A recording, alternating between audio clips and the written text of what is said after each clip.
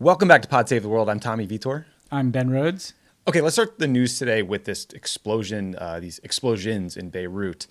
They occurred at a port that was about a mile away from the prime minister's residence. The second of these two blasts was massive enough to send a literal shockwave for miles that was smashing windows, flipping cars, like massive explosion.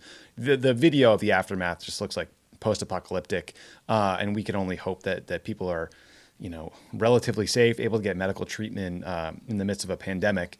This happened at around 7 p.m. Beirut time. Some early reports said that one of the buildings that exploded contained fireworks. And in some of the videos of this incident, you could see what looked like colorful explosions in that first fire. Lebanon's head of general security said the second blast was a warehouse containing some sort of highly explosive material. It's going to take a while to figure out what exactly happened or how many people were hurt or killed, but it was very bad.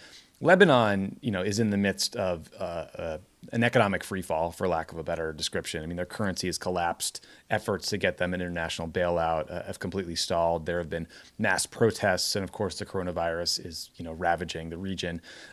Ben, there's a lot of speculation already that this was some sort of Israeli covert action or a Hezbollah attack. The Israeli government is out there denying it already. I have not seen a statement from Hezbollah, but what do you make of this? And what do you think we should, what do we take away from seeing an explosion this massive in a major international city? Well, the first thing you think is just how awful this is for the people of Beirut. I mean, talk about people who suffered, civil wars, huge refugee inflows, terrorist attacks, wars with Israel. I mean, there's just been enough suffering already in that city, and so it's horrible to see this. I saw a lot of armchair explosives experts and conspiracy theorists on Twitter. Me too. Please don't rush. I get why people, it's Beirut, right? So something explodes and you think that it's probably got a political purpose behind it, and that's not impossible, but the initial statements from the Lebanese government, at least, seem to suggest that it was a form of explosive devices at the port there. So I think we have to let this run its course. But I will say, consistent with our conversation about Lebanon a couple weeks ago, the economy is already in free fall, and Beirut is beyond the hub of that economy. Beirut is the lifeblood of Lebanon, and at its best of times, it's been a commercial hub for the entire region. But it was already suffering, and I have to expect that this will create huge economic disruption on top of that, never mind the cost of rebuilding. And so really, really, really hope that the international community, we don't use that phrase much anymore because it doesn't really exist, but that other countries step up. I mean, normally I'd say I hope the U.S. steps up. Maybe we will, because there's a nexus to Iran, and that's all this administration seems to care about. Europe steps up, but people in Lebanon need our help just as they need our thoughts right now. And so in addition to getting to the bottom of it, let's also make sure that we're doing what we can to help them recover. Yeah, great advice, and something we'll be watching, I'm sure, talking about next week. Let's turn to the vice presidential search for a minute, because Congresswoman Karen Bass is facing a bunch of questions about Cuba. So Congresswoman Bass, as listeners know, she's one of the many women being vetted to be Joe Biden's VP nominee. One issue that has come up in subsequent reporting is her views on Cuba and some of the visits she's made to the island over the last few decades. So, Ben, it seems like there are two separate issues here, I think, and correct me if I'm wrong. Yeah. First, there's a trip she took to Cuba in the early 70s when I think she was literally a teenager, 19, with a group called the Venceremos Brigade. I said that terribly. The Atlantic did some reporting on this. They described the participants in that trip as basically a group of young American leftists, but they described the brigade itself as, the focus of Cold War era Washington and anxiety about communism and concerns about the group's connection with domestic terrorist groups like the Weathermen. Bass herself, in an interview, described that trip to Cuba as a combination of Habitat for Humanity and a party. So not really all that radical, just something a high school kid might do. The second part is a broader criticism from people like Marco Rubio, who say that Karen Bass has an affinity for Fidel Castro, and I can already see Ben putting his head in his hands. They point to her many visits to Cuba over the years as somehow nefarious. They really took umbrage at a statement she released when Fidel Castro died. Karen Bass has done a lot of work on U.S.-Cuba policy in Congress. She fought to normalize relations and was part of the delegation that visited Cuba with President Obama in 2016. So, Ben, two parts to my question here. The substantive question is, like, what do you make of this criticism of her connection with the brigade and allegedly, having Castro, affinity for Castro? And then on the politics, Politico ran a piece this week about how Marco Rubio is considered the shadow Secretary of State for Latin America. My question, too, for you is, do you think we will ever have a point in our lives where major foreign policy decisions aren't made by genuinely stupid people like Marco Rubio based on parochial Florida political considerations? So, yeah, there's a lot to unpack here. And I should say I interacted a lot with Karen Bass over the years, almost exclusively on Cuba. So I'm familiar with her thoughts on this. First, on the brigade, look, it's called the brigade, but these weren't like guerrillas, right? Like as Karen Bass herself said, this is kind of a glorified service project. And people have to remember that in the Cold War, in the 60s and 70s, right, when black people in this country were dealing with structural racism and you had all kinds of movements around that, the Cubans constantly tried to position themselves as in solidarity with African Americans. They were, would go on to fight a war against the apartheid regime in South Africa at the same time that the United States was backing the apartheid regime in South Africa. I'm not suggesting Cuba has a perfect record on race relations, but the reality is a lot of African Americans felt some affinity for the solidarity that was shown by the Cuban government in those years. Again, it doesn't mean that Cuba was a perfect regime. It's just that you have to understand the psychology of a 19-year-old black woman in this country, right, who sees people who are at least, acting as if they're on their side in these broader structural racist issues around the world. It's not at all that extraordinary that someone of her profile might have felt, some connection to Cuba in that circumstance. More importantly, on the politics of this, I really, really, really want to call bullshit on this continued stigmatization of Cuba. First of all, what are we talking about as it relates to U.S. national security? This is an island of 11 million people, right? Like this is not some superpower. It is built up into, like, you would think that this was the height of the Cuban Missile Crisis. Here we are in 2020.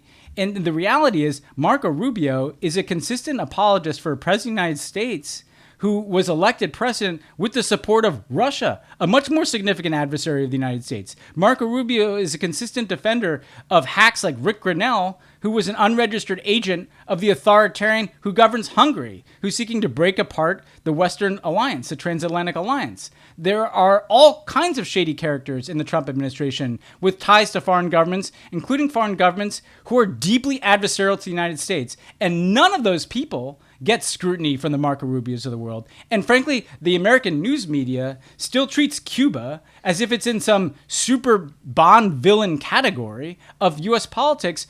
For what reason? Because there are two neighborhoods in Miami that have a bunch of hardliners, including people who fought in the Bay of Pigs invasion, who every election cycle kind of gin up this sense that if you are not towing a certain line, that you're delegitimized from even having a point of view on Cuba. What has that policy rendered? It has rendered 60 years of failure, an embargo that's done nothing but cruelly, cruelly punish the Cuban people, condemn them to a life of poverty, and just push Cuba further and further away in the United States and into the arms of people like Russia and people like China here. So the politics and foreign policy of this is completely insane. And whatever decision that Joe Biden makes about his vice president, this should not be a part of it. We have to reject the framing of issues like Cuba that is constantly determined by people like Marco Rubio and not by common sense. And this is what drives me crazy again and again. What we were doing at the end of the Obama years was opening up this policy so that the lives of the Cuban people could be improved. And frankly, so that Cuba wouldn't continue to be aligned with Russia and China, but could integrate more into the rest of the hemisphere here. And that was beginning to work at the end of the Obama administration. You saw more travel down there. You saw a greater private sector in Cuba. That also creates more opportunity for the Cuban people. Anybody who listens to this podcast knows that I'm no friend of authoritarianism. I just think that you have to evaluate things based on the merits. And the merits are this policy is not working. And if you want to help the Cuban people, open up don't like triple down on some dumb embargo because that's what suits Marco Rubio's politics. You don't think that red baiting, like 5 or 6 decades later, is a good idea and a helpful thing in our politics? No, and it's been it's also been catastrophic in Latin America. Like we detailed ad nauseum on this show. Like there's been more scrutiny of Karen Bass taking a trip to Cuba when she was 19 than the fact that there's special forces guys like in prison in Venezuela who are carrying out a coup. Like whatever happened to that? Like can we? Ben, Elliot Abrams still works for the administration on Venezuela policy, Who right? sponsored death squads? Like this kind of red baiting view of Latin America has gotten us into a ton of trouble. Has hurt a lot of people. And it's garbage. And people shouldn't, stroke their chin and think, well, is this disqualify Karen Bass? Bullshit. This is not disqualify Karen Bass. Frankly, I think she was a great partner of the Obama administration, the Obama-Biden administration on Cuba, had the Cuban people's interest at heart, which Marco Rubio never seems to do. I should add, by the way, Karen Bass has actually been to Cuba. Marco Rubio's never even been there. And if you go there, it's impossible to ignore the extreme poverty you're looking at and the desperation those people feel to have some connection to the United States. Yeah, and she said so herself. And it sounds like she came to that realization on her first or second trip in the 70s when she was a teenager, when she saw Fidel Castro speak and was like not entranced by his propaganda, right? She came back to the United States, a deeply racist place at the time, and ran for office and now is a distinguished member of Congress. I mean, give me a break. And it's all quite simple. Like you've got these hardliners in Florida who want to consistently punish the Cuban people because what they really want is to overthrow the Cuban regime and go back down there and run the place. And then you've got the hardliners in the Cuban government, which included Fidel Castro, who, by the way, did not support the opening that was negotiated between Barack Obama and Raul Castro when I was the chief negotiator. Fidel was a critic of that process, right? You got these Cuban hardliners too. And we have to kind of get a policy that is not driven by the hardliners on both sides of the Florida Straits, a policy that is about the Cuban people and the American people who have a shitload in common, right? And want to be better friends and want to have more connections. Like that's what Karen Bass worked for. And that's ultimately going to be good for Cubans and good for Americans. And that's what this is all about. It's not about how the press loves to have like a scary Cuban communist 70s kind of throwback narrative to things. Yeah, stop making foreign policy based on super narrow, old, dated political considerations. And also apologies to any worldos who can hear my neighbor doing construction on his house. Hopefully it won't come through on the mic here. Ben, let's talk about Biden's foreign policy in a little more depth here, because Foreign Policy Magazine had a report that kind of like triggered me on your behalf because they talked about how Joe Biden has an informal working group of foreign policy and national security advisors that is now over 2,000 people with 20 different working groups. And I believe it was part of your role to sort of manage these kinds of groups in 2008 with Dennis McDonough. So let's just take an example to like explain to folks how this works. So you have a Europe team that's developing like Europe specific policy. So there's 100 members on that team contributing ideas and writing and doing other work, but it's led by 3 former Obama administration officials, including Julie Smith, who was Biden's deputy national security advisor from like 2012 to 2013. She has tons of experience at the Pentagon and think tanks, like incredibly experienced, smart person. And so people like Julie, like the leaders of these working groups, send up those ideas to an even smaller working group of people who we all know well. Julie's also part of that like kind of top circle of foreign policy advisors. It's Julie Smith, Tony Blinken, Jake Sullivan, Avril Haines, Brian McKeon. They get that information to Biden when appropriate. And so there was some debate in this article, Ben, about whether the point of these working groups is like just to manage people and manage egos and make you feel connected, or to really provide advice to Biden. And, again, I'd love to hear your experience of dealing with these committees back in 2008, so correct me if I'm wrong. But the thing I actually kind of remember was getting to the White House and being surprised by how much those campaign policy papers were truly roadmaps for the work we did. Like, I don't know why I thought that there might be some sort of like real policy, process that happens once you get to the White House. But in fact, I think that stuff was critical. Now, it might not be part of the campaign discussion between now and Election Day, because we're busy debating whether you should like huff hydroxychloroquine or whatever. But I do think it will help him govern. Yeah, I mean, like the way these groups work, I mean, everybody wants to be involved in a presidential campaign, and particularly one that is a winning campaign, that wins the nomination and that could win the presidency. The reality is, when you're on a campaign, the only thing that you're really commenting on is the stuff that is front burner in the news, So Russian bounties on our troops, election interference. Yeah, if someone Karen Bass is the nominee, like you'll be dealing with Cuba. But the reality is there's not a lot of interaction between core campaign staff and what the candidate is saying and these types of groups. They can be useful in supplying materials for like debate prep. So there'll be a foreign policy debate, and you'll want to put together a thick briefing book that gives background on all the issues, and these kind of groups can churn out papers that do that. Frankly, they can be valuable kind of as surrogates. You want people out writing op-eds, writing letters to the editor, answering key questions from certain constituencies, diaspora groups in this country who care about a certain region, for instance. And these groups can kind of take some of that work on and do that.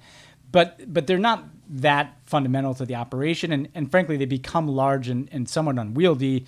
And they end up pitching a lot of, I remember like a lot of pitches like, if only the candidate could write this article for, on the need to rejigger the force structure of X or something. And it's like, guys, that's not what's going to swing this election, But you're right. The reason that they're particularly important is that they become both, a pretty good guide for who might end up populating administration. So it's an indicator of the types of people that you could expect to fill out a Biden NSC, a Biden State Department, a Biden Pentagon.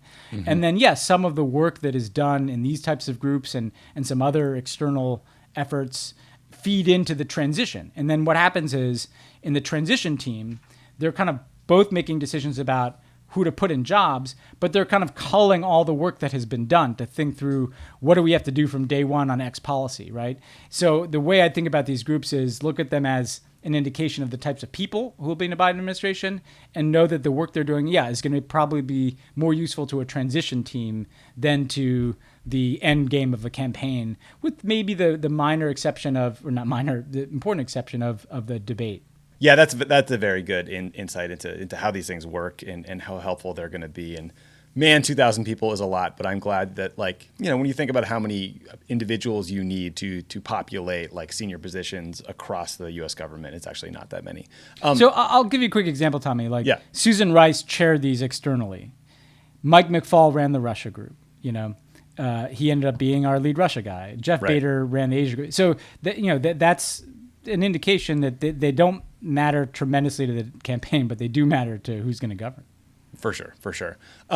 Speaking of Europe-based decisions that Biden might have to make if elected. So last week, Trump officially announced that the U.S. is going to withdraw 12,000 U.S. troops from Germany, and then he's going to cap the force level there at 25,000 troops. He's threatened this before. Last week, he finally decided to do it, but now we have more details. 5,400 troops are going to be redeployed to other countries in Europe, specifically Belgium and Italy. The rest will go home to the U.S., and then ultimately it sounds like they're going to redeploy back to Europe, so that'll save money somehow, I guess. It's going to cost billions of dollars to build these guys new housing and facilities in these new locations. Mark Esper, the Secretary of Defense / lobbyist, future and previous, tried to argue that this decision is strategic. It's about repositioning forces, to deal with Russia, blah, blah, blah. Trump, as always, gave up the game. When he was asked, he went back to one of his favorite whiny lies that Germany doesn't pay their 2% fee to NATO, which is not how NATO works, no matter how many times he says otherwise. He's also talking about a commitment by NATO allies to spend 2% of GDP on their own defense. And if you really care about that, CNN pointed out that Italy and Belgium spend an even smaller percentage of GDP on defense than Germany. Germany does 1.38%, Germany, Italy 1.22%, Belgium is less than 1%. Ben, noted liberal Mitt Romney called Trump's decision a grave error, a gift to Russia, and a slap in the face to Germany. Ben, I didn't initially realize that this plan entails moving the U.S. military's European command headquarters from Germany to Belgium, ostensibly to co-locate it with NATO HQ, which I guess on an org chart could make sense. They will also move Africa Command or AFRICOM, which is also in Germany, somewhere else, TBD. I know that's confusing that AFRICOM is in Germany, but it just is. The good news is this is going to take a long time. If Biden wins, he can reverse it. But Ben, how do you think this is being received by Germany, by other European allies? And have we ever figured out why Trump hates Germany so much? First he sends Rick Grenell over there to be their ambassador, the worst person ever to have to deal with. Now this. Is it just an issue with Merkel, do you think? Yeah, so I mean, there's no reason to do this. Like, this never arrived out of a process of consultation with Germany or NATO allies or some internal process in the administration. Trump was always out ahead and just kind of announcing this. And what feels like happened is like Trump kept announcing this. And then finally, Esper and other people had to kind of scramble and come up with both a plan and some kind of post facto justification for it. To take it piece by piece, it's not about 2% spending of GDP on defense because Belgium and Italy don't spend that much on defense. So that's bullshit, number one.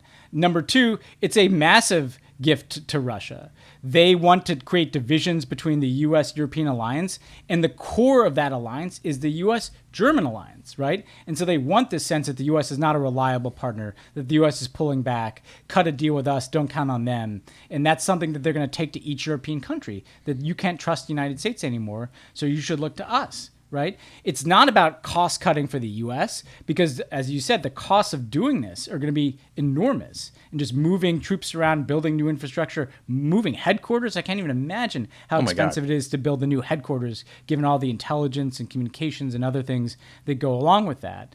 So this makes you know the military. They're known for their efficiency in big construction projects, right? Yeah, yeah, and keeping the costs down, right? Yeah, keeping the costs down. This makes no sense, which leads to your point, which is like, there's no, other than the fact that maybe Trump has some self-loathing issues given his German heritage, he seems to have it in for Angela Merkel, I think because she's something that he's not. She's respected all around the world, and she's smart, and she's capable, and she's a woman, right?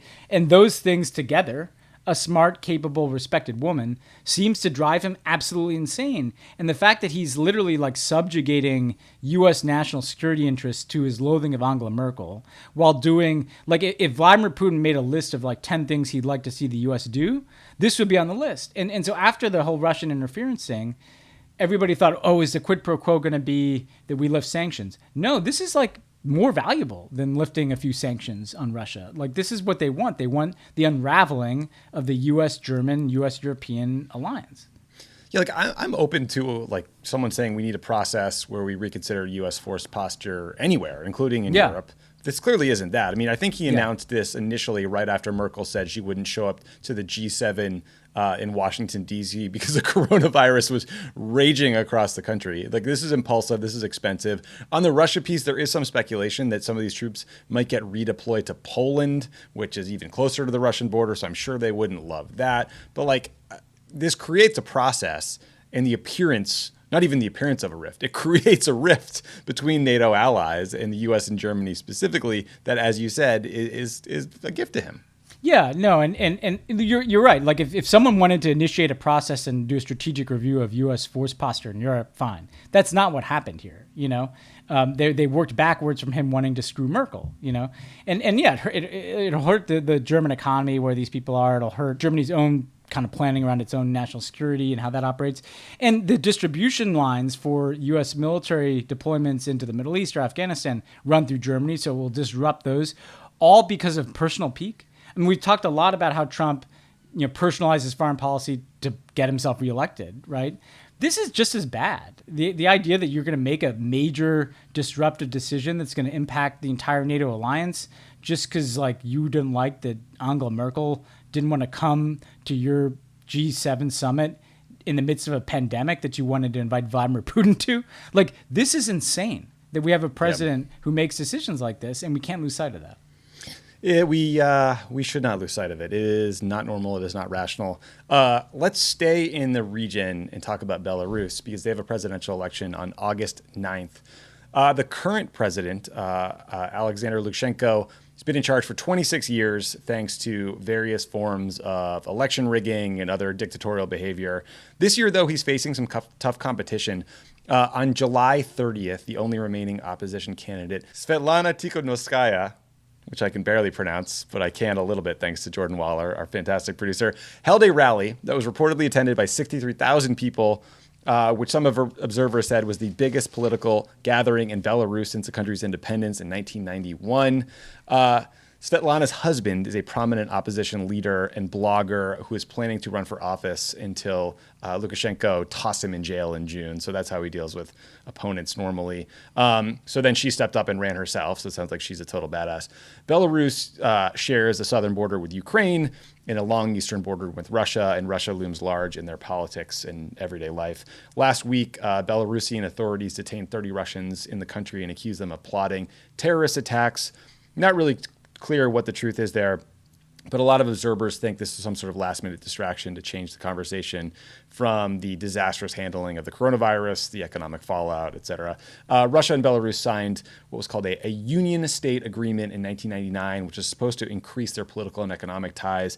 In practice, what it has meant is that Russia gives Belarus cheaper energy and subsidized energy, and then they slowly try to get them to become a Russian province. They bring them more and more under their control. Ben, we wanted to raise this. You flagged this one for a couple of reasons, I think. Like, there's a very interesting opposition movement happening that is brave and worth talking about and could oust a longstanding dictator. There's also concern, I think, that Russia could decide to do to Belarus what they did to Ukraine and Crimea, and no matter which way this election goes, just say, fuck it, let's annex it. What do you think people need to know here? Like, what's at stake in terms of this election? Well, I think they, first of all, should see that people in Eastern Europe broadly are getting more and more fed up with nationalist and autocratic regimes, right? And we talked about the Polish election where the opposition came very close to winning that election despite many aspects of it not exactly being free and fair. But, you know, Lukashenko has long been seen as the most dictatorial leader in Europe. You know, he's a post-Soviet strongman, very close to Putin, not a lot of freedom. So for people to be taking to the streets like that and to be risking their lives and freedom in this way shows you the depth of opposition and frustration with Lukashenko, and the sense that, you know, people want something different. And it puts the lie to this notion that everybody, you know, is so comfortable just having these nationalist strongmen in charge. They're not. And so I think it should be seen as both a movement in Belarus, but also an indication of a kind of global frustration with corruption and nationalism and autocracy in these places. And we should be on their side. I do think geopolitically, you know, Putin has long, I think, wanted to reconstitute as much of the Soviet Union as he can, right? So we know he'd like to swallow up parts of Ukraine, if not all of it.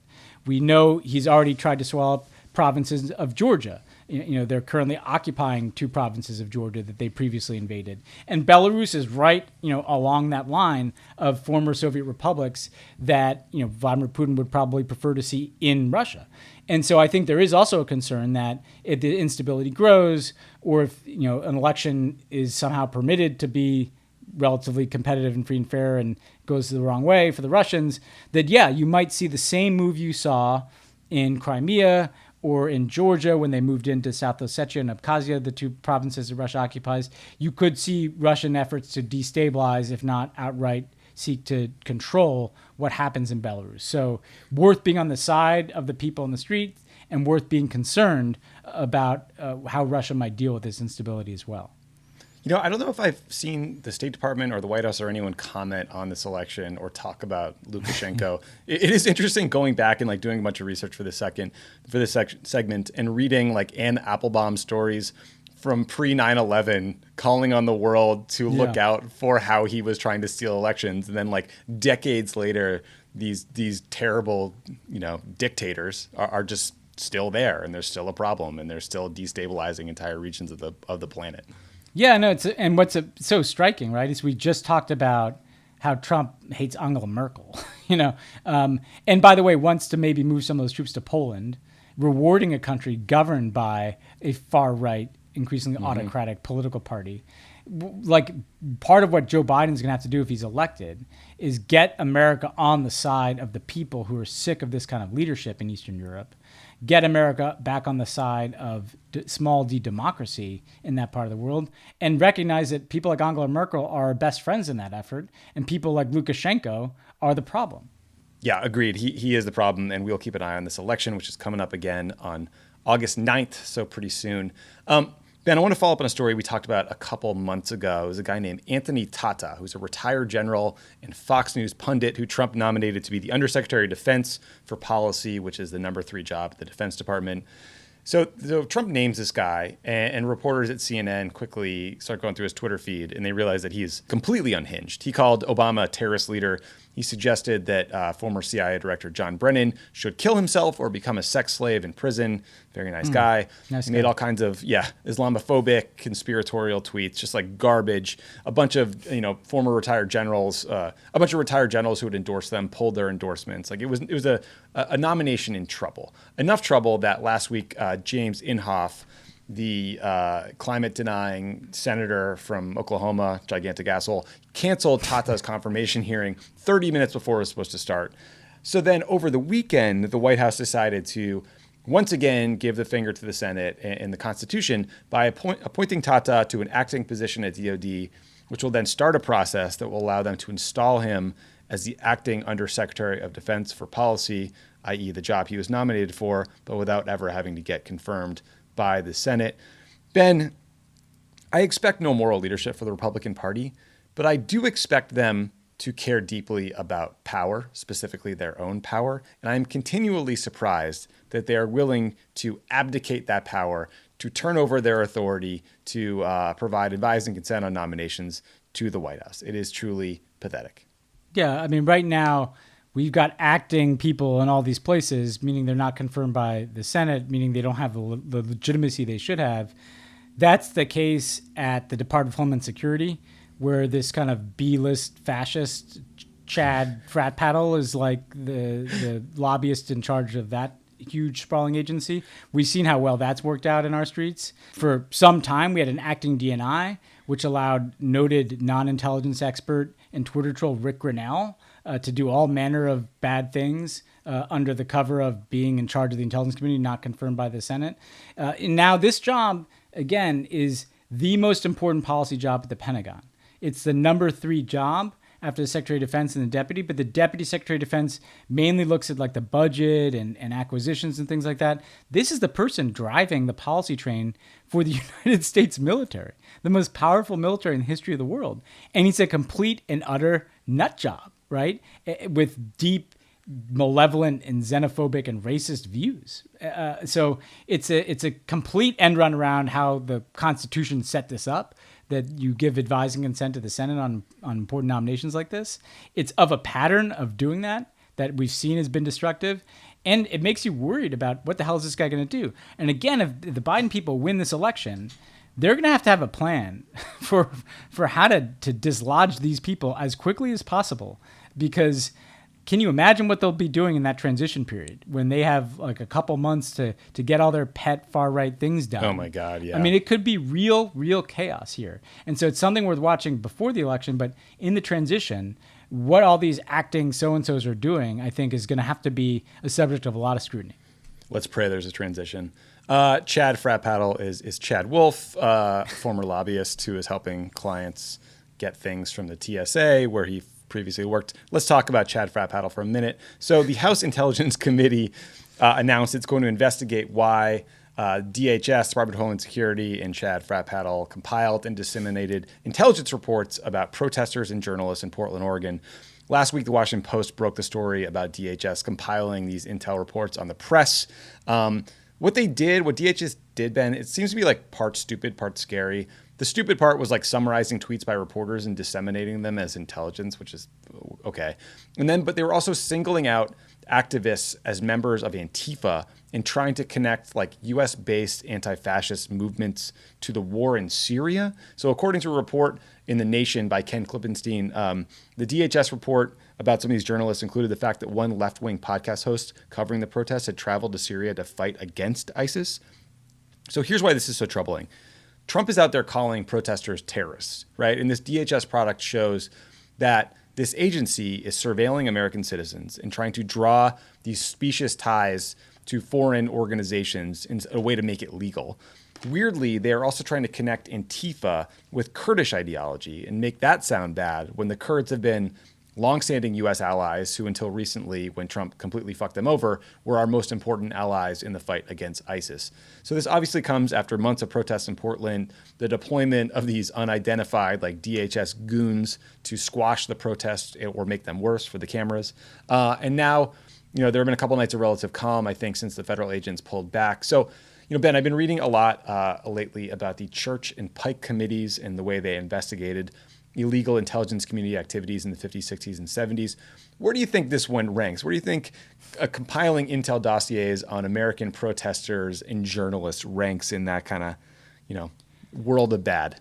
I mean, it blows through every constitutional red line in our democracy. I mean, what they're doing in Portland and compiling this intel. And look, some of it can feel Keystone Copsy. It's like a bunch of people who want to feel like they're intelligence, they're operatives or something. So normal press clippings are kind of given the veneer of intelligence. So I wouldn't overreact to that. What we saw, though, is that where that mindset leads, which is this kind of fascist militia in our streets.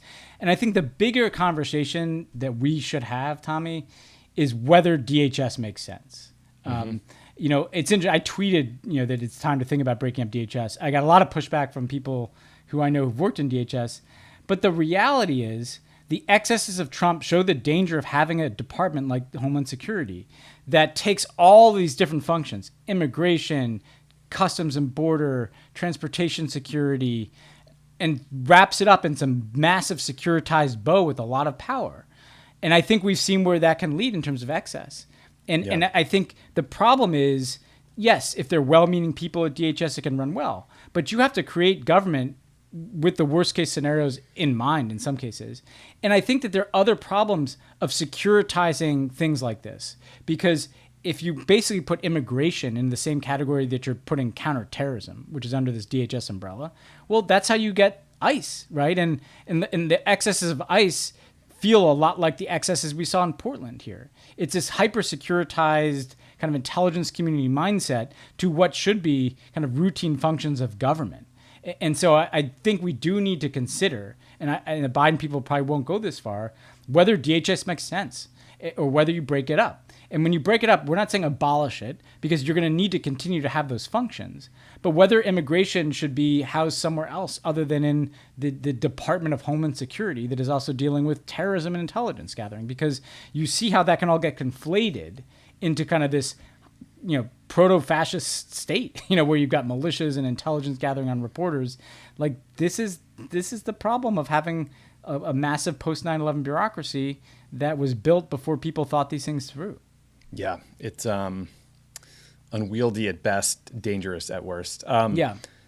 Let's turn to something a little lighter here, because Ben, you are Pod Save the World's official Royal Palace correspondent, so I'm very excited for you to weigh in on this one. Spain's former king, King Juan Carlos, could be in legal trouble after the Spanish Supreme Court opened an investigation into whether he's been engaged in money laundering.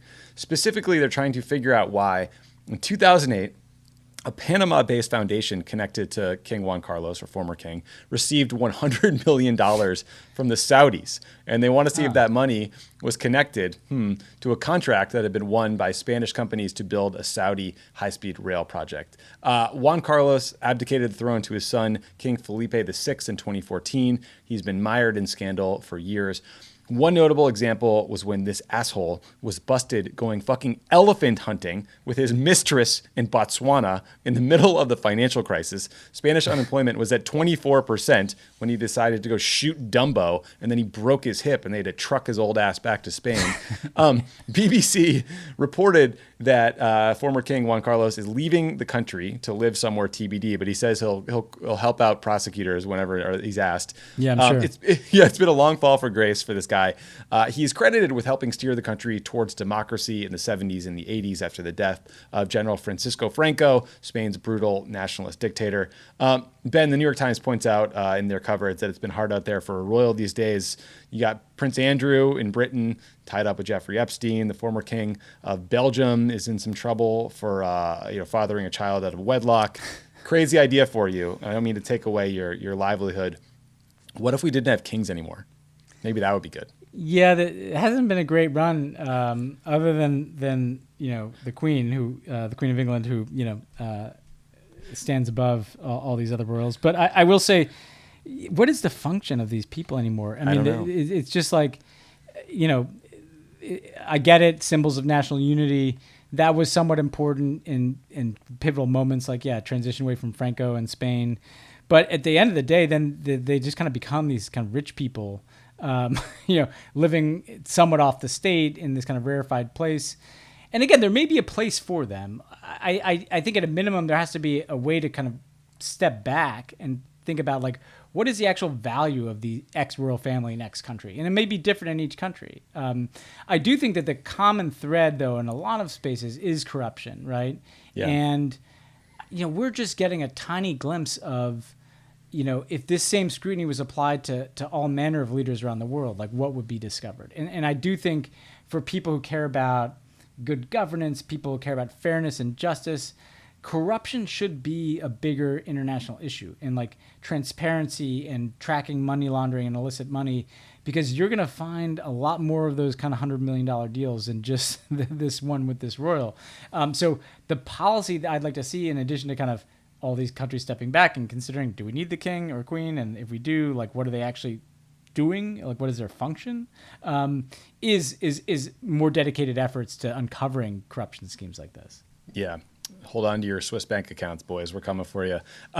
Let's talk about schools internationally for a minute, because the UN Secretary General warned that the world is facing a, quote, generational catastrophe in the largest disruption of education ever due to the coronavirus. According to UNESCO data, more than 1 billion students in more than 160 countries are impacted by school closures. I know this is near and dear to you, Ben, personally. Some examples from our hemisphere. So on Sunday, Bolivia canceled their school year entirely, because it's unsafe to have students in classrooms and it's impossible to pivot to distance learning in a country where rural areas have no internet access. So that's an example of how, disadvantaged countries are getting hurt disproportionately by this virus. 30 million students in Mexico are going to start the year with remote classes. Many of them will have to get instructions from television, like special programming on TV because they don't have the internet, or radio in more rural places. Another interesting story out of Israel. Israel tried to go back to in-person classes, and it was just a disaster. The New York Times had a piece, so they detailed how an outbreak at one Israeli high school mushroomed and led to hundreds of new COVID cases among teachers, parents, other relatives. The Israeli officials say the lesson is that even if COVID seems under control, you still need like everyone wearing a mask, social distancing, like ventilation squared away to make it work. Ben, these are agonizing decisions for these schools, for these parents and government. And I understand, where the Secretary General is coming from on this argument about education just being lost for kids for a year. But, the Israeli example is instructive. They had 100 new infections a day when they reopened, and they still couldn't keep things under control. We're the richest country in the world. We have 60,000 new cases a day. People won't commit to wearing masks. So I don't know how anyone is going to solve this problem if we fail to do so. Yeah. And look, I think, not an infectious disease expert. I am a parent and I have lived with the experience that schools are like petri dishes for spreading all manner of germs. So they're in close proximity. They're touching each other. So even if kids don't get as sick as older people do from COVID, I think, the more we learn about this virus, they can get it and carry it. And, the Israel experience demonstrates that it can contribute to a much more rapid spread of the disease. I think, one that suggests needing to be very cautious about reopening schools and erring on the side of not, if you don't have any confidence that you can control the spread. But then secondly, I think it raises the issue that we've been so focused on basically how do you weather the onslaught of COVID and how do you get to a vaccine. There are all manner of other public policy issues that are going to be playing out for years, right?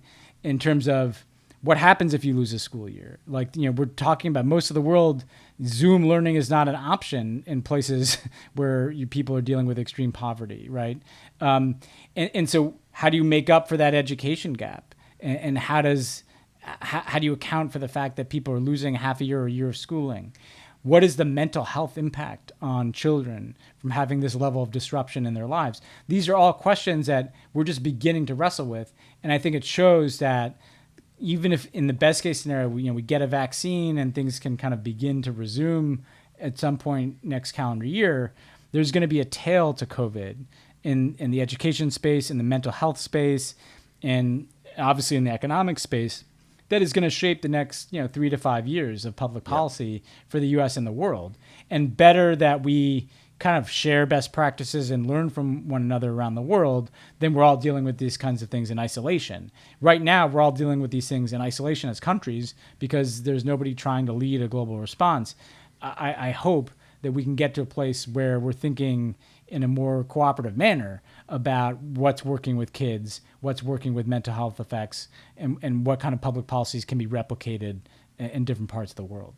Yeah. Another issue that's going to have a long tail is climate change. So quick note out of Bangladesh. So there have been abnormally heavy rains in Bangladesh that have flooded at least 1/4 of the country. According to the New York Times, an estimated 24 to 37% of the country is submerged and 1 million homes are submerged.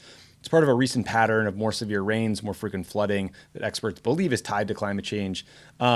This report is important because it makes the connection that those least responsible for carbon emissions are among those being hurt most by the consequences. It cites one analysis that found the world's richest 10% are responsible for 40% of total environmental damage, including climate change, and that climate change had reduced incomes in the world's poorest countries by 17 to 30%. Countries impacted by climate change or severe weather events are now deeper in debt because they have to take on loans to pay that off. So Ben, I know the Paris Climate Accord was supposed to provide $100 billion in aid for some of these countries. That hasn't materialized. I know this inequity was a big part of those Paris negotiations. Are there good ideas out there for how to remedy this injustice or help mitigate countries like Bangladesh that have absolutely no way of paying for what's happening to them? Yeah, and first of all, this is a common thread. Just like individuals in the U.S., and there was a good story in the Times magazine this weekend about how black people in this country are at much greater risk of negative environmental effects because they are, because of their economic status and because of other kind of housing segregation, living in more dangerous areas. That same dynamic is played out around the world, where the poorer you are and the browner you are, the more likely you are to face the effects of extreme weather events because of either your own lack of infrastructure, your lack of capacity to deal with it. Most extremely, you've got Pacific Island states that had nothing to do with the problem of climate change who could disappear because of it. You mentioned the Paris Accord. They're supposed to raise this $100 billion as a beginning of an effort to provide a fund to help mitigate the effects of climate change for poor countries and help them transition to renewable energy quicker. The Obama administration started to make good on the U.S. pledge. Trump has given $0 to the Green Climate Fund. He's zeroed it out. And when the U.S. does that, other countries are let off the hook. I mean, normally what would be happening is the U.S. would be contributing to that and then going around the world and leveraging our commitment to get other countries to do more. So I think a starting place is you just have to recapitalize that effort. And you just have to have a major international effort to contribute to funds that help mitigate the effects of climate change. And by the way, this is basic fairness. On the one hand, the richer countries that created the problem have, I think, a moral responsibility to do this, but they also have a practical interest in doing it.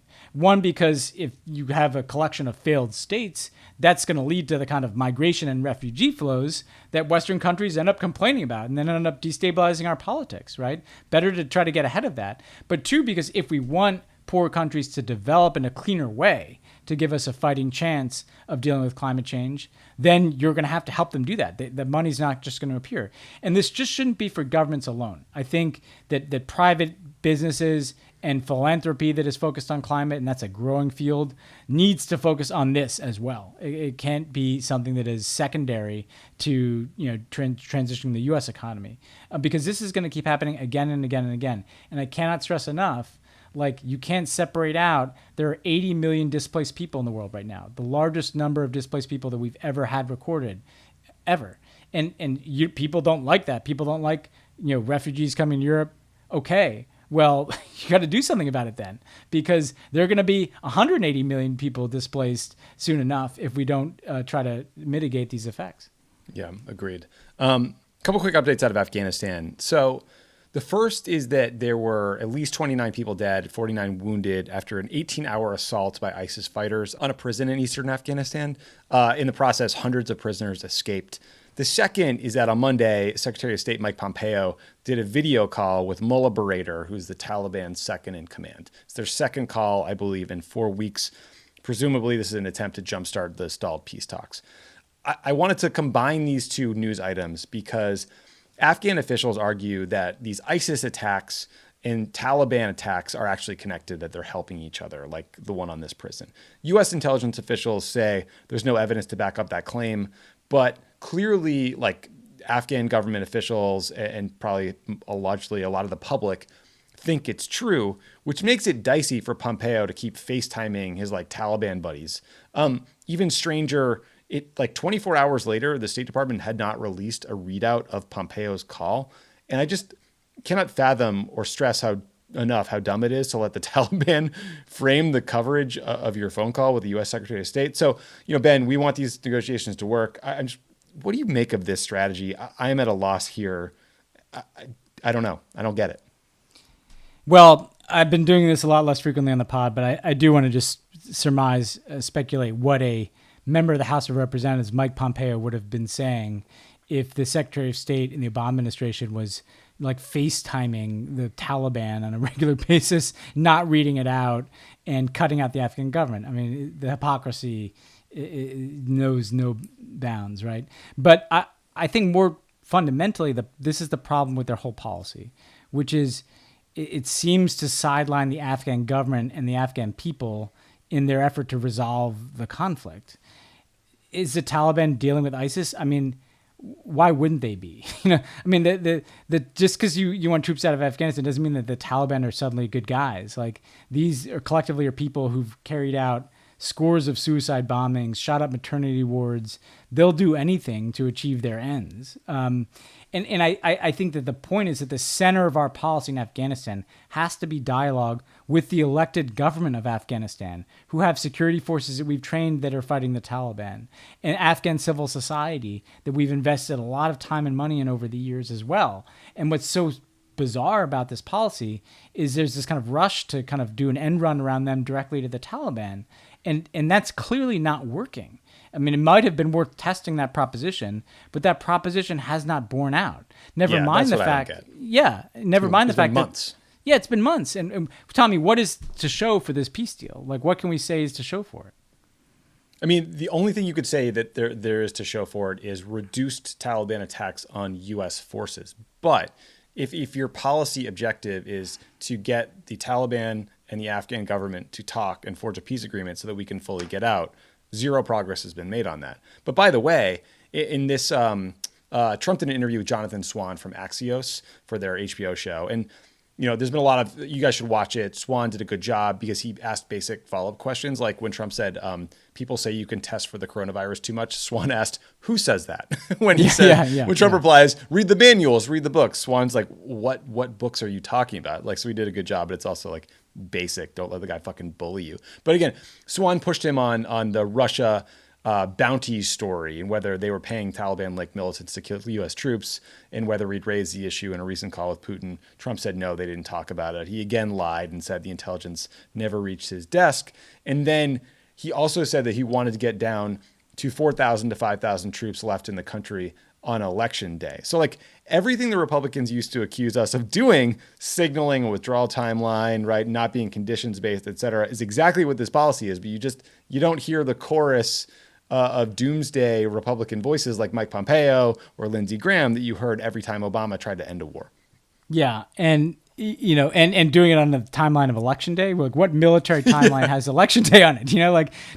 General Eisenhower didn't have Election Day as the day for D-Day here. I think that the overarching tragedy of this is the Afghan people themselves, who've just been totally screwed over time and again. And everything we should be trying to do in winding down our military involvement in that country should be about giving them the best fighting chance to have a future. And that effort is not going to run via FaceTime calls with the Taliban. That's got to come through conversations with the Afghan government and Afghan civil society. And I just really want to see that as the basis of policy if there's a Biden administration.